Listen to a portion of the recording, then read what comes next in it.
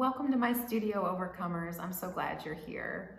Today I want to talk about the idea of creativity, this concept of creativity, and I hear a lot of women say that they feel like they're not creative. Now, some of this is just a feeling of being self-conscious when presented with the idea of art therapy or using the art tasks, in my program, and that I prompt the members of my free Facebook group to do, Women Overcoming Narcissistic Abuse. Some of that is just kind of a disclaimer of, oh, I'm not creative, I'm not artistic.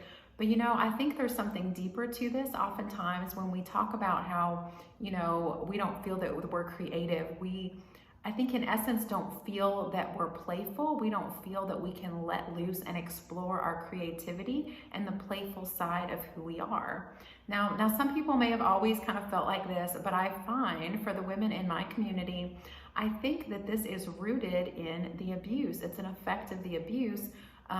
For some of us, it's been childhood abuse, whether it was emotional, physical, any kind of childhood abuse. Also, this makes it more of a more deeply ingrained belief in ourselves that we are not capable or not allowed, we don't have permission to let loose and be playful and creative. And then, of course, in a romantic relationship with a narcissist, that is solidified even more. You're held to really high standards, you have some sort of strict guidelines, whether that's, communicated implicitly or explicitly, covertly or overtly, like you have this sense that there's only certain behaviors, certain actions, certain ways of talking, or certain activities you engage in that are okay. And oftentimes it's those more silly or playful or free sides of ourselves that are really not permitted by the abuser.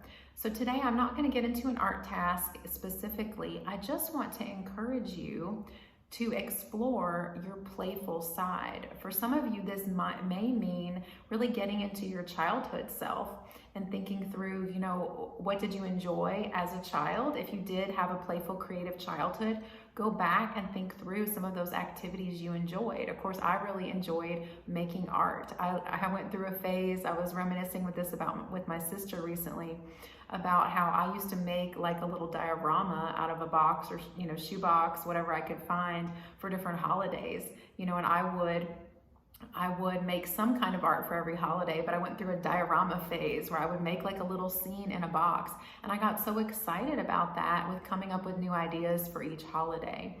And, so think through what you used to enjoy creatively and how you used to play when you were a child, and try to think of, how could you recreate that now? How could you explore those same activities? So if you enjoyed being in nature, if you grew up, in the country where you walked along a creek barefoot, where could you go do that in nature now, even if it seems a little bit silly? Or if you enjoyed art or music or dance, how could you engage in those activities now, even if it's just something at home to yourself, or if it's something, out in public? Like, think through what you could go back to and sort of reclaim from your childhood. Now, if you don't feel like you were creative or playful in your childhood, if that was stifled even then you have even, more of a blank slate to explore, and that could be scary. But I hope that it's also really exciting now that you're free from the abuse. You do have the power and the agency to move forward with your life in a way that you want. You can make your life your own.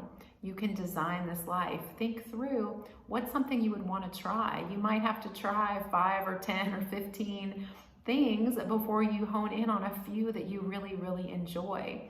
But this should be a fun, exploratory phase of your life, of your recovery, where you can allow yourself to play. It could be something simple, like simple sensory experiences, like walking outside barefoot in the rain, letting your feet splash in a puddle, seeing what that feels like. So my assignment for you today is to think of one thing you can do to reclaim or claim for the first time your creativity, your playfulness. I want you to experiment with that and explore it. It's not an excuse, I'm not creative, I'm not playful, I don't feel comfortable with that. That's not an excuse to keep you stifled and stuck in the same place in your life. It's not an excuse, because you do have the power to choose. You can make a choice to try something. You can't claim anymore that you are not capable of being playful or creative if you have tried it. Again, this might seem scary, but I hope that you can move through that and find it empowering.